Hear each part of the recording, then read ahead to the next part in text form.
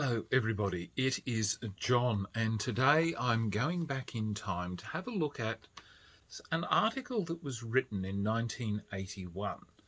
And as many people know, I have a particular spot within myself with regards to people with disabilities, whether or not they be physical or mental.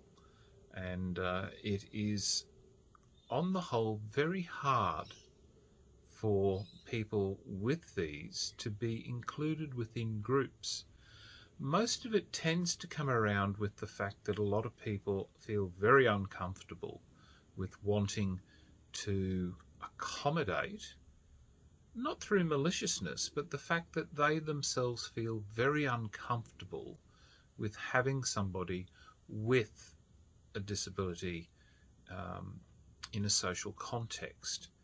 And a lot of that comes from the fact that they're just not exposed to it enough, and that people just honestly tend to be very selfish and only interested in their own comfort. So consequently, if they have somebody that has a disability of whichever sort within their group, they feel or tend to feel very self-conscious, and they feel that their enjoyment within the game is diminished.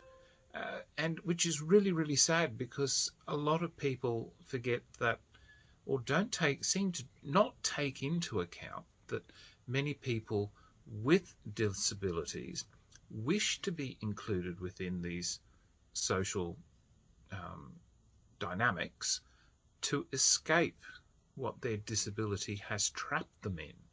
And role-playing is the best capacity for many people to be able to enjoy themselves, to pretend that they're not limited by their disability. So, if somebody has a physical disability that stops them from,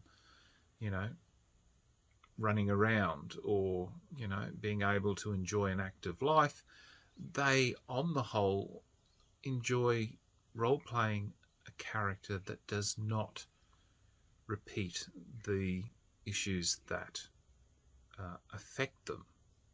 So, on a personal note, I find it very distressing that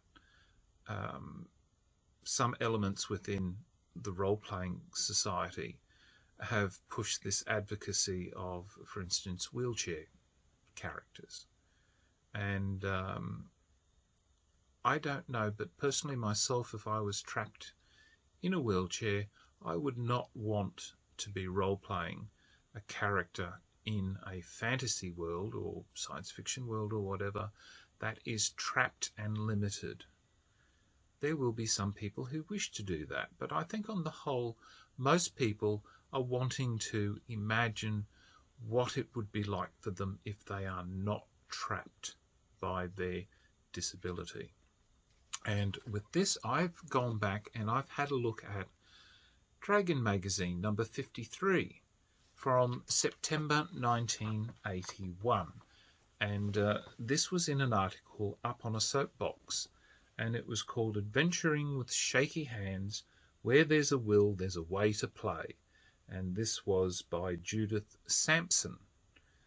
And saying here that opening paragraph is, if you've attended large gatherings of D&D game enthusiasts, you've very likely met at least one handicapped or disabled player. Have you ever wondered how they conquered their limitations and became just one of the players? And that is a lovely sentiment, and it would be nice if that was always the case. However, in this particular article, Judith talks about her journey with trying to find a group that would accommodate her disability, which in this case here was a form of cerebral palsy. And these things, a lot of people don't seem to realize that a lot of people with disabilities don't have the ability to just jump up, get in a car and go to somebody's place to play games. A lot of people who have particularly physical disabilities aren't able to run around. So it means that, you know, people need to accommodate that particular player.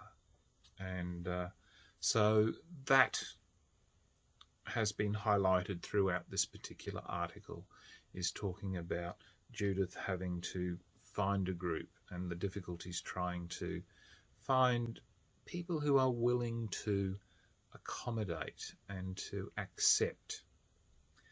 So I would suggest, if you can find the article, have a read of it, because it's fairly inspirational, and it also highlights that even back in 1981 people were looking at accommodating people with disabilities.